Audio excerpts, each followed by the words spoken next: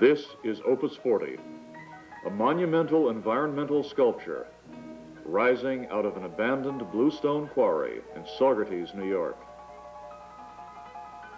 It covers more than 6 acres. It is made of hundreds of thousands of tons of finely fitted bluestone, constructed stone by stone over a period of 37 years. It is all the work of one man, the sculptor, Harvey Fite.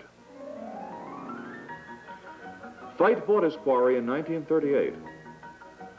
The following year, he began work on what would eventually become Opus 40. But when he began clearing the brush and rubble and moving the first stones, his idea was to create a series of pedestals for an outdoor gallery of large carved stone sculpture set in the woods against the powerful backdrop of Overlook Mountain. He connected the pedestals with ramps and surrounded the ramps with terraces. And he built the terraces and ramps around fountains and trees and bushes and quarry pools, laced at the bedrock floor with subterranean passageways. The carved sculpture began to be dwarfed by its magnificent setting, and he brought in a new stone he found nearby to carve for a new dominant central piece. The new stone was 15 feet long and weighed close to 9 tons. To raise it, Fite used principles he borrowed from the ancient Egyptians. He removed the central figure and dug down 4 feet into the terrace. The stone was then tipped into the hole and the large end jacked up with a crib of heavy wooden blocks. Then pulled into a vertical position with a guy wire attached to the winch of Fite's pickup truck. A huge A-frame of 30-foot timbers was raised over the monolith by the same system. The stone was lifted with a chain hoist, and a base was built up beneath it, topped by a 3/4-ton capstone. Finally, the monolith was lowered into place.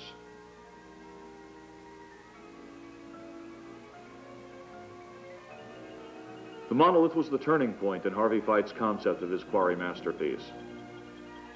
He had once had a plan for carving the new stone, but now he realized that Opus 40 had outgrown its original concept. And so he took the carved sculpture off the quarry and placed the statues around the woods and the lawns and the pools nearby. Opus 40 had emerged in its own right.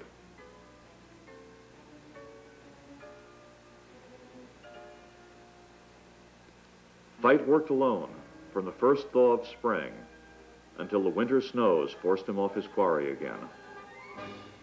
He worked with his hands, with traditional quarryman's tools, lifting, sorting, chipping and shaping the bluestone rubble, building walls with infinite patience and artistry. The technique Fite used in the building of Opus 40 is called dry key construction.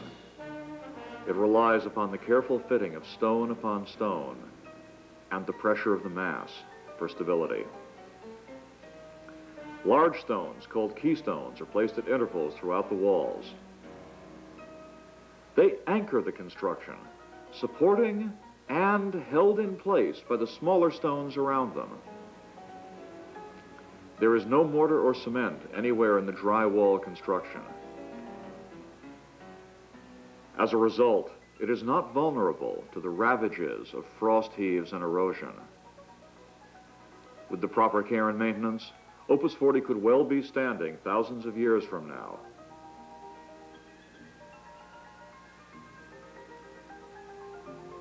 By the early 1970s, Fite had retired after 30 years as a professor at Bard College. He used his newfound free time to build the Quarryman's Museum on the grounds. The museum houses Fite's collection of folk tools, artifacts, and household implements used by the 19th century quarrymen of this area. He had created Opus 40 upon the legacy of these working people and their tools. and he built his Quarrymen's Museum to honor them. In 1976, as he neared the completion of his massive quarry sculpture, Harvey Fite died in an accident at the age of 72. He was 3 years short of the 40-year schedule from which he gave Opus 40 its name. He left some unfinished areas. But in a sense, Opus 40 is as complete as it ever would have been. It was the product of Fite's ceaseless vision and could only have been stopped by his death. Since then, Opus 40 has received national acclaim.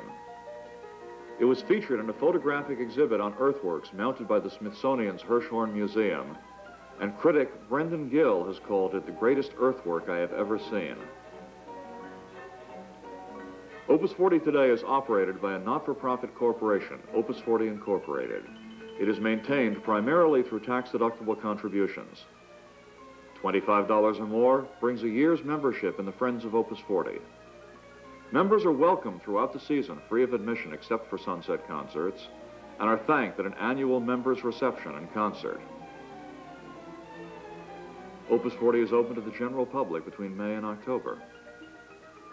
Visitors should call 914-246-3400 for open day and special events information. Concerts featuring jazz, pop, folk, and classical musicians play to large crowds on summer evenings at Opus 40. Opus 40 is also open to school and other groups by appointment.